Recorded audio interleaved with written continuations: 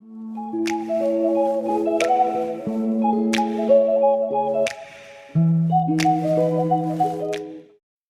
friends, welcome back to the channel. So today let's take a look at the chalk and notch fringe dress. So this is a dress pattern that has been on my sewing list for quite some time, and I'm so excited that I was able to get it done. So if you watch my video, Dresses I Want to Sew in 2023, then you know that this was on the list.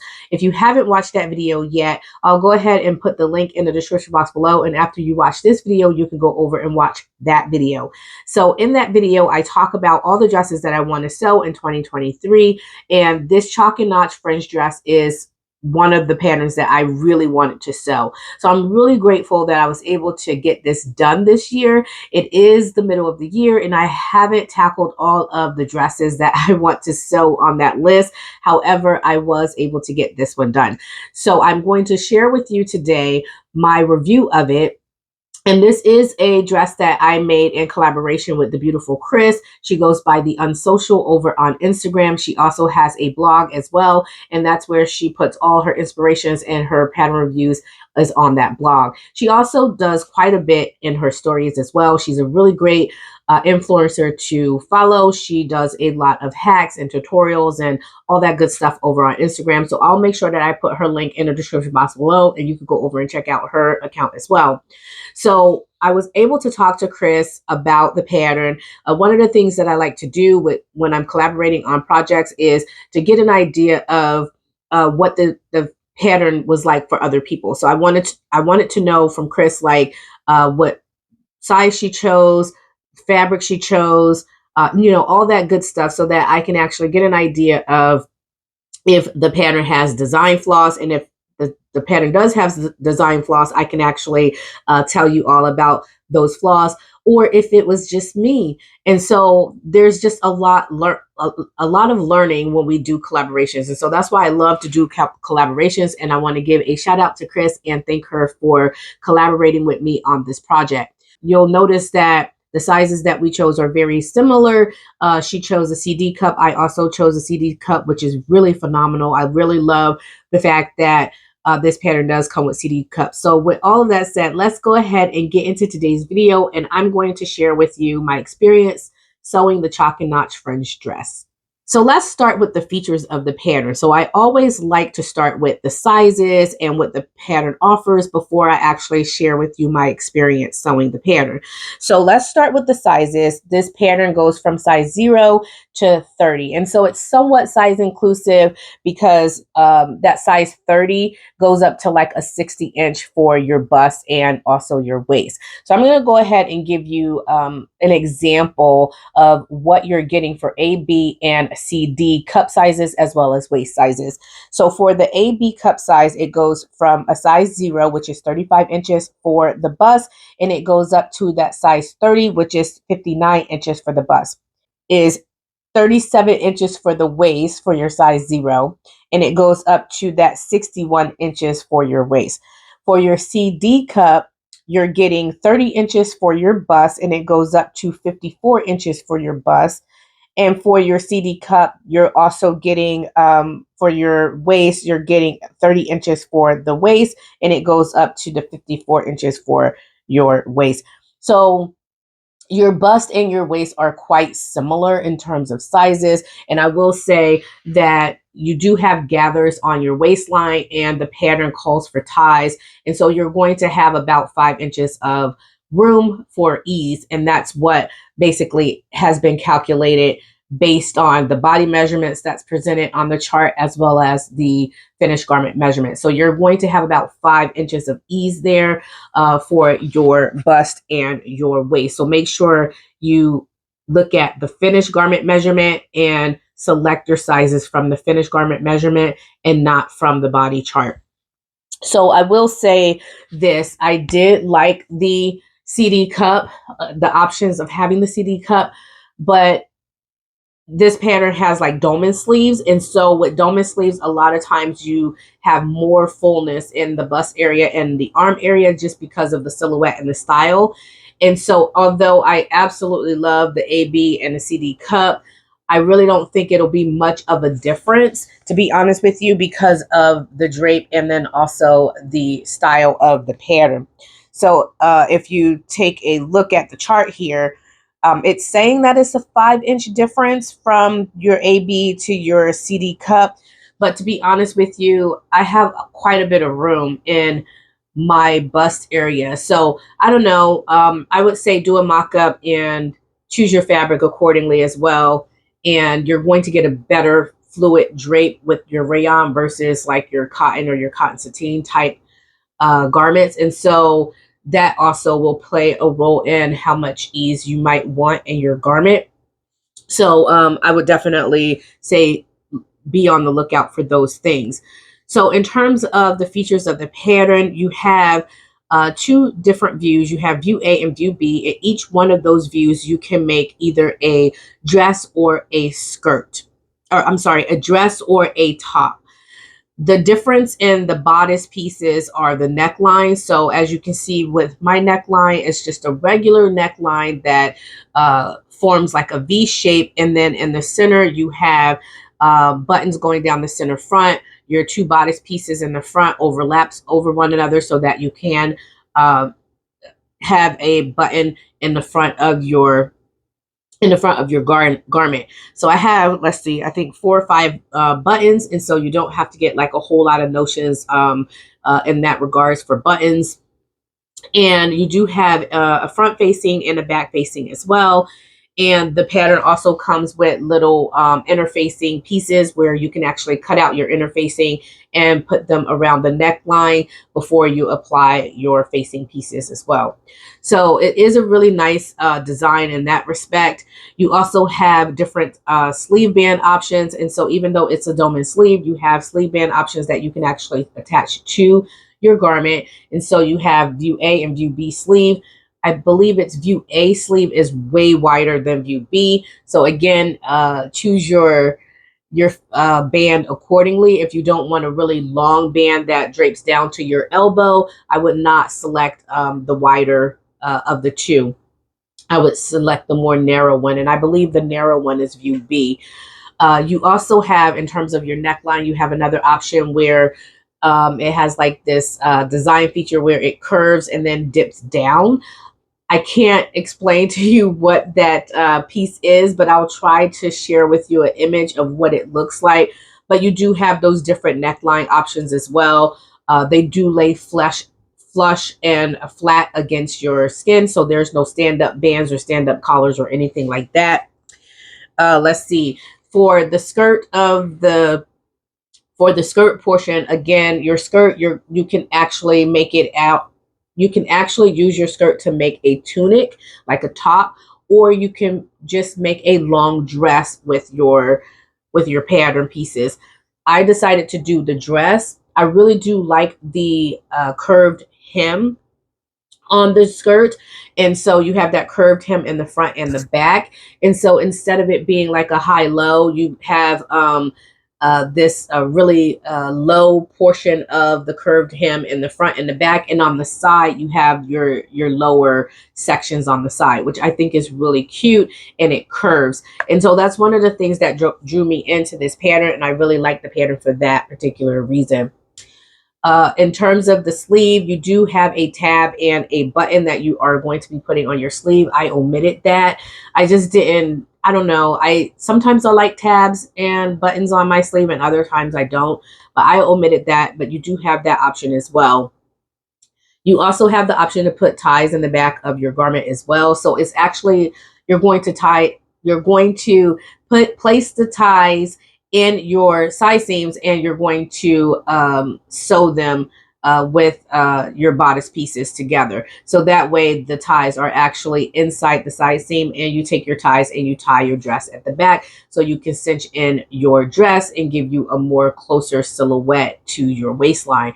I absolutely love that because this, like I said, this pattern comes with 5 inches of ease, and so it is a lot of fabric. I decided to go with the size 14, and I feel like that was an error on my part. I did a mock-up, and I did a mock-up in the cotton, and it felt like it was okay with the cotton with the 45 inch for the bust.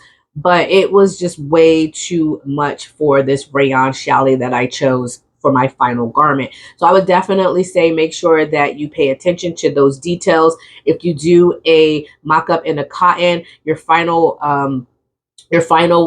dress or top should be with a cotton or a fabric that is similar or stable like a cotton, that doesn't have that much of a silky drape or fluid drape like a rayon, because you're going to get a different drape and you're going to get a different fit. And I decided I'm just going to go ahead and sew up that size 14 just in case. You know, you always want to be on the safe side, and you always want to have more fabric or have a bigger garment than a smaller garment.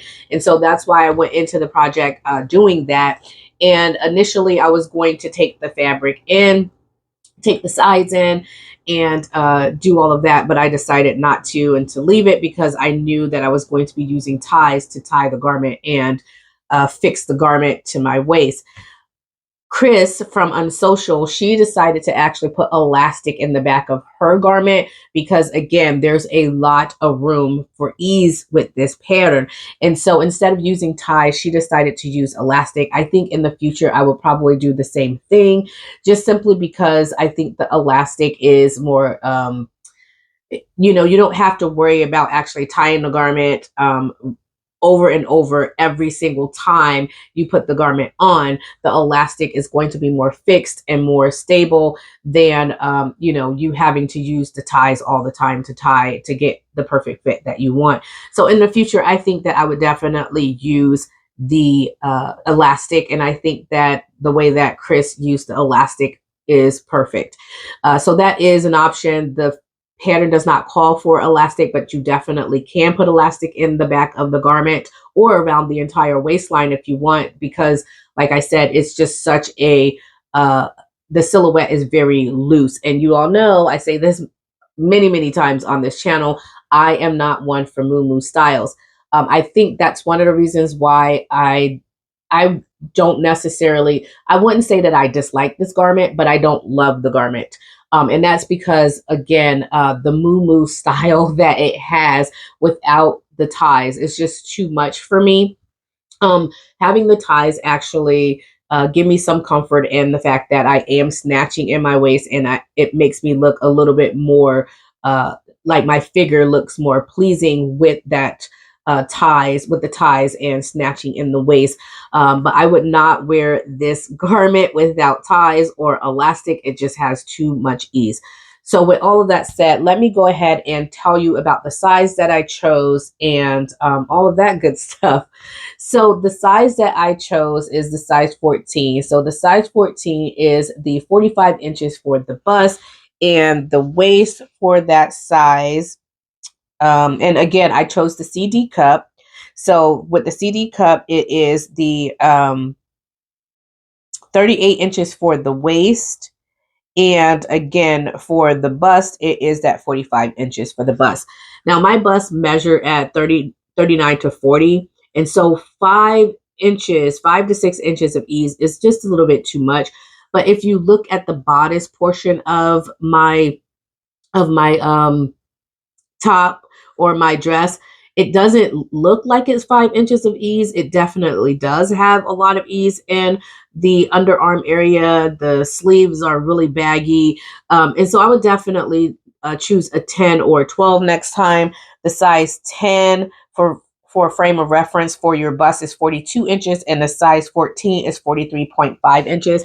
I could have gone with either one of those and had a more closer silhouette. It would have been a little bit more closer to my bust, and giving me about 2 to 3 inches of ease instead of 5 to 6 inches of ease. And so next time I would definitely choose that, especially for the waist, because I felt like the waist was just way too, it's just way too big.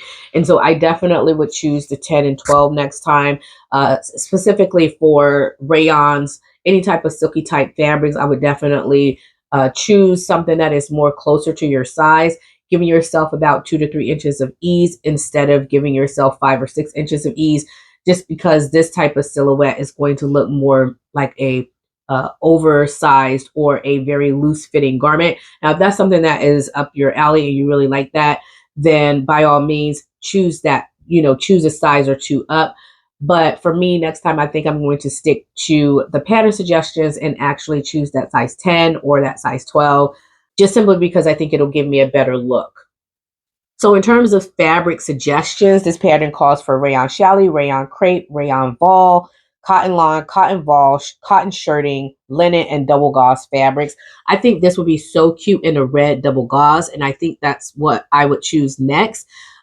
Again, I feel like the size 14 would probably be good in that double gauze or a cotton because it is not as fluid as a rayon. And so I would definitely choose a size 14 or maybe a size 12 for the cotton. I definitely wouldn't do a size 10 though, but I do like the overall fit of it, even though it is a little bit big. Those ties give me some comfort. I think that the sleeves could use a little bit more work on my part. The only adjustment I did was to the skirt. I shortened the skirt by 2 inches because it was really long. And as you can see on the model, it drapes just below her knee. And so that's the look that I was going for. I didn't want it to be too long. And so I did raise my skirt pattern pieces up to about 2 inches. I raised them up to about 2 inches. And so that's the only adjustment that I did. I didn't do any adjustments to the bodice. Let's see. Oh, I did a sway back adjustment. Okay. So I have to retract my statement about the bodice as well. So I did a sway back adjustment, and that sway back was about 3/4 of an inch. It did have quite a bit of drooping and saggy in that midsection of my back. And so I did a sway back adjustment, but those are the only two adjustments that I have made. The pattern does feature darts, bust darts on the side, waist darts in the back and on the front. I personally don't think that we actually need those waist darts and those bust darts because this is a dolman style top, and even though the bust darts do give you some shaping there, it's just so loose already that I don't really think that you would actually notice a difference if the darts were not there. Just my opinion. But yeah, I overall I did enjoy the pattern. It's just there are some features of the pattern that I thought for myself did not work for me, and that's basically the oversized, loose fitting waist area. I think I can fix that by choosing a different size. However, I would have to see next time if I decide to make this pattern again. I would have to see. Now, Kris of Unsocial, again, you'll read her blog and you'll see her remarks, but she gave this pattern a 7 out of 10, which I think is really fair. I would definitely say it's somewhere in that ballpark for me as well.